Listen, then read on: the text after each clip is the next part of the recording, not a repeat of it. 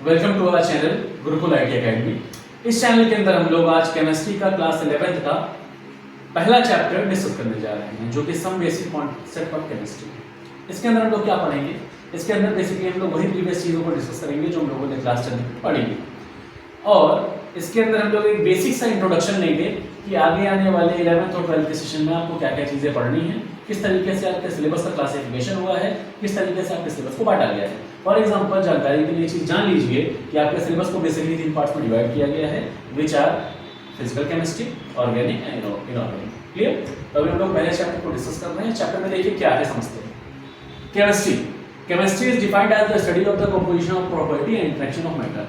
किसी भी चीज को पढ़ने से पहले आप सबसे पहले उसके बारे में समझिए आखिर वो है क्या। क्यों? क्योंकि आप किसी फील्ड में स्टडी कर रहे हैं तो पहले उस सब्जेक्ट के बारे में जानकारी होनी चाहिए ना। तो वही जानकारी यहाँ पे दी गई है कि केमिस्ट्री क्या है।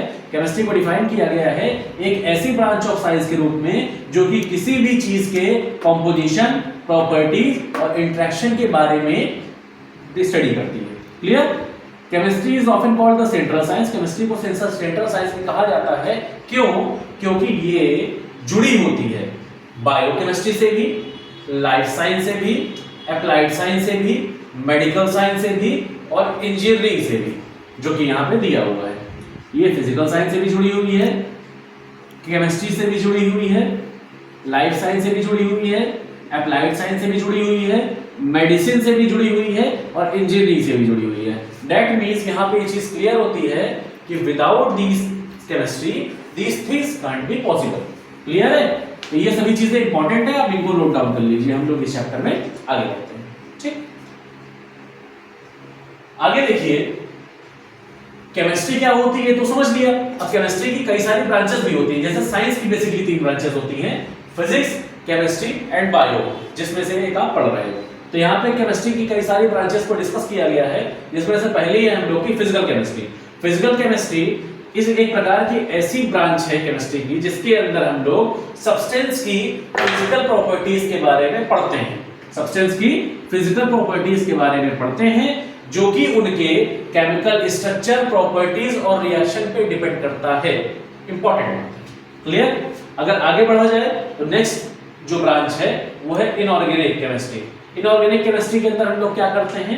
हम लोग डील करते हैं with the structure of the composition and behaviour of inorganic compounds. जाहिर सी बात है, इनऑर्गेनिक केमिस्ट्री के अंदर हम लोग इनऑर्गेनिक कंपाउंड्स के बारे में ही पढ़ेंगे और ऑर्गेनिक कंपाउंड्स के अंदर हम लोग ऑर्गेनिक कंपाउंड्स के बारे में ही पढ़ेंगे। तो जिस प्रकार की केमिस्ट्री की ब्रांच होगी उस प्रकार के उसके कंपाउंड होंगे। इनऑर्गेनिक के अंदर इनऑर्गेनिक के कंपाउंड्स, ऑर्गेनिक के अंदर ऑर्गेनिक कंपाउंड्स। क्लियर?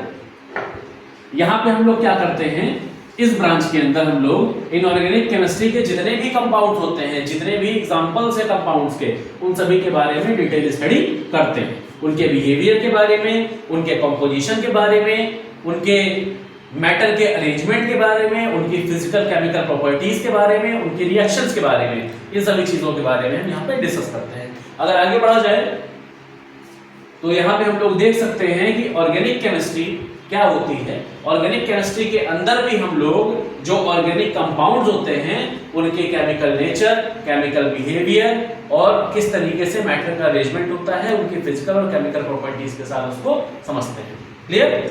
अगर और आगे बढ़ा जाए तो यहाँ पे हम लोग जो नेक्स्ट ब्रांच आती है वो है बायोकेमिस्ट्री। बायोकेमिस्ट्री के अंदर हम लोग सेल के कंपोनेंट्स के अंदर कितनी प्रकार की रिएक्शंस हो रही हैं, किस तरीके से लाइफ प्रोसेस के अंदर रिएक्शंस होती हैं, केमिकल प्रोसेसेस होती हैं, इन सब के बारे में हम लोग जिस ब्रांच साइंस की जिस ब्रांच के अंदर डिस्कस करते हैं उसको हम लोग बायोकेमिस्ट्री बोलते हैं। बायो और सेल बोथ आर इंटरकनेक्टेड और यहाँ हम लोग सेल की ही डिटेल स्टडी करते हैं। क्लियर? आगे बढ़ते हैं। Analytic chemistry. एनालिटिक केमिस्ट्री के अंदर हम लोग बेसिकली लैब में होने वाले सभी एक्सपेरिमेंट्स को करते हैं, नापते हैं, मापते हैं और समझते हैं, एनालाइज करते हैं। फॉर एग्जांपल, इस ब्रांच के अंदर हम लोग सेपरेशन, आइडेंटिफिकेशन, क्वांटिटेटिव डिटर्मिनेशन किसी भी कंपोजिशन का करते हैं, अलग अलग सब्सटेंस का। फॉर एग्जांपल, एनालिटिक केमिस्ट्री ही मदद करती है लैब के अंदर किसी भी केमिकल रिएक्शन को कराने में। कितना आप अमाउंट में सब्सटेंस ले रहे हो, कितने अमाउंट में उस लैब में उस चीज को बना रहे हो, ये सब एनालिटिक डिटर्मिनेशन के अंदर ही आता है, एनालिटिक केमिस्ट्री के अंदर ही आता है। क्लियर?